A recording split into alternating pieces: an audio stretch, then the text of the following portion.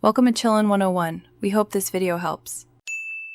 You start by signing into the Xbox profile you want to customize. Once signed in, press the Xbox button and go to Profile and System, then Settings. This gets you to Appearance options.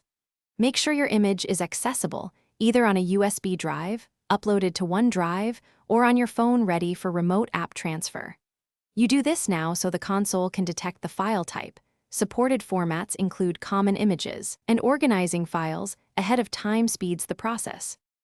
Next, navigate Settings, right arrow General, right arrow Personalization, right arrow My Background to begin selecting an image.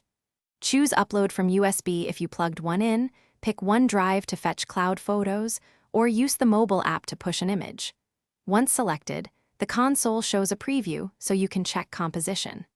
Use the crop and zoom controls to position the focal point where you want it, because the Xbox scales images differently on guides and home screens. Confirm to apply and return to the dashboard. To finish, inspect the dashboard and guide to ensure your new wallpaper appears correctly. Sometimes a restart makes the change visible, so do that if needed. If the image fails, make sure the file uses a supported format like JPG or PNG, and that OneDrive is fully synced. Oversized files or odd resolutions can be rejected. If issues persist, check for pending console updates and available storage, because outdated firmware or low space can block personalization changes. Those two fixes solve most problems.